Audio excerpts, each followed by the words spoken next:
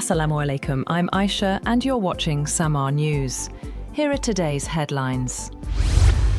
Iran and Oman have finalized the general framework of their agreement. According to the Islamic Republic news agency, Hassan Ghashgavi, the spokesperson of Iranian Parliament's National Security Commission, said the final text and details will be announced soon. He added that implementation of the agreement remains subject to final approval at the highest decision-making levels. Iranian Foreign Ministry spokesperson Esmail Baghai had said on Wednesday a joint statement between Tehran and Muscat was under review and in the final drafting stage.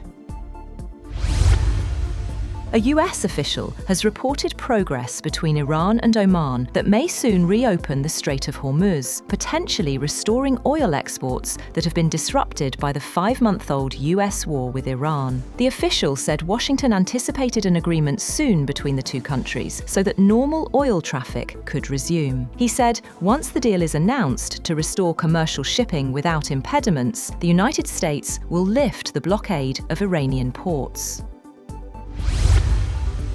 US President Donald Trump says he expects the war with Iran to end pretty soon, expressing confidence that Tehran cannot sustain the conflict much longer. Speaking at the White House, Trump said negotiations were progressing and suggested a resolution could come soon as diplomatic efforts continue over reopening the Strait of Hormuz. Trump also rejected reports of US ammunition shortages, saying the military has massive amounts of ammunition, while acknowledging supplies of some weapons are tighter. He added that US defense companies are expanding production of Patriot and Tomahawk missiles.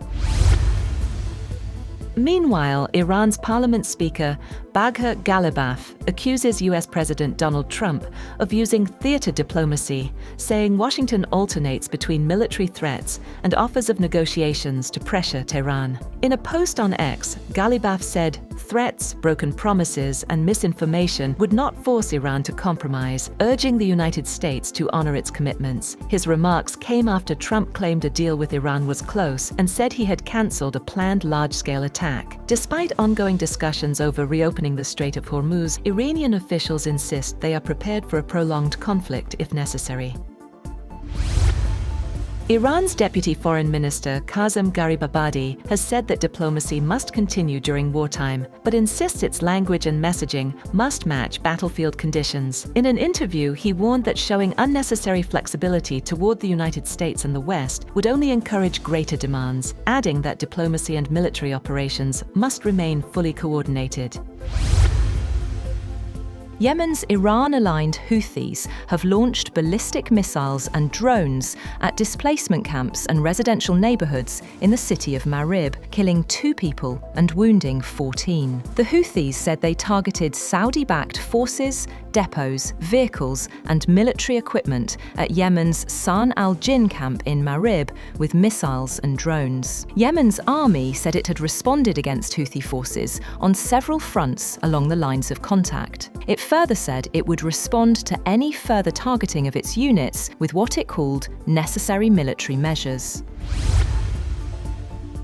The United Nations has said that fighting between Israel and Hezbollah has reached its highest level since late June. UN peacekeepers recorded 120 Israeli projectiles in a single day, along with dozens of airspace violations and airstrikes in southern Lebanon. The UN says no Hezbollah projectile launches were detected during the same period. 3 inmates have been killed and more than 20 injured after a wave of unrest at prisons across Sri Lanka. Authorities have deployed security forces to several correctional facilities and are investigating whether the disturbances were coordinated amid concerns over overcrowding and possible links to criminal networks. Thailand's deadliest school shooting in years. A 14-year-old student killed his grandparents and 6 others before taking his own life in a shooting at a school near Bangkok, marking Thailand's deadliest mass shooting since 2022, police said. The attack began at the suspect's home in Nonthaburi province before he opened fire at Debsirin Nonthaburi school, killing teachers and students. Authorities said 15 people were injured and the gunman fired at least 26 rounds before shooting himself. Prime Minister Anutin Chanvirakul expressed condolences to the victims' families, while officials said the incident was Thailand's second school shooting this year, renewing concerns over gun violence despite tighter firearms regulations. That's all for now. For more updates, visit www.samaa.tv. Thank you for watching Samaa News.